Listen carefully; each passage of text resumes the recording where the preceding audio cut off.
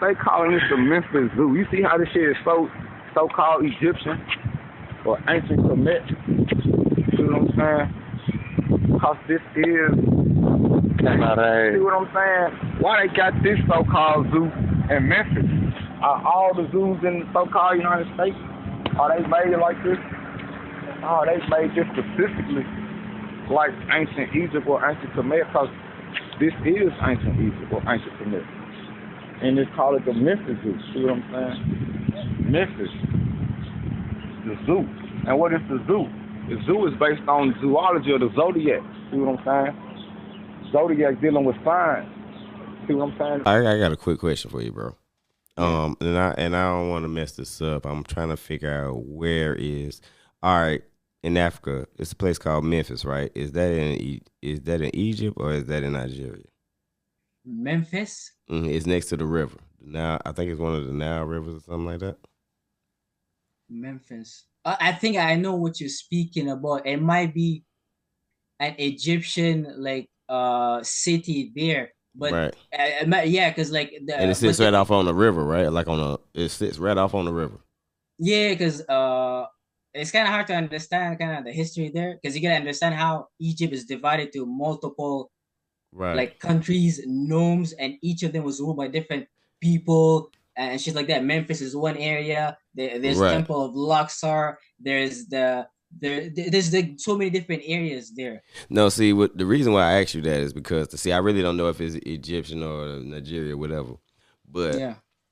they broke down how it's similar to the Memphis over here, because the Memphis over here, and in Tennessee. Oh, yeah, 100%. And I think if you do a lot of research on America, you will notice a lot of similarity. They have a lot of Arabic names, a lot of biblical names within the maps, within the geographical location, even way more in Middle East and even Africa and things like that. This is what I was speaking about, how it's dealing with the energy of Scorpio, the eighth house, the hidden world, the occult, the mysticism. Energy. Let me ask you this: is the Nile River the longest river in Africa? Do you know that? I think because the Mississippi over here is the longest river down. 100%. Yeah, so Memphis sit off on the longest river in the United States. That's the Mississippi. So that's why I didn't want to confuse that with the Nile River in Africa. No. I understand that, and I think one thing people kind of broader the horizon and understand how all these are kind of astrological correspondence that deal with astrology first. So before we're gonna get lost in like how the physical things, we kind of need to learn how each geographical location line up with certain energies more, and we gotta understand how everybody did the same thing everywhere. And exactly.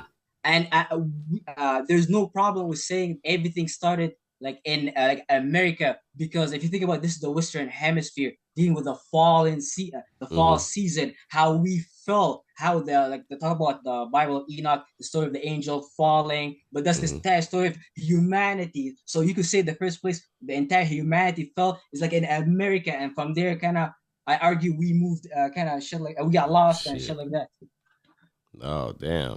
See for me, I was learning that on I think that was National Geographic I was watching, and both of them pretty much have like the breakdown of how the Nile River is probably a little bit longer than the actual Mississippi River, but in the same geographical areas, Memphis sit right there, and Memphis has a period. Like, okay, the Memphis up here in Tennessee, it actually has a pyramid right there on the lake. I mean, on the river.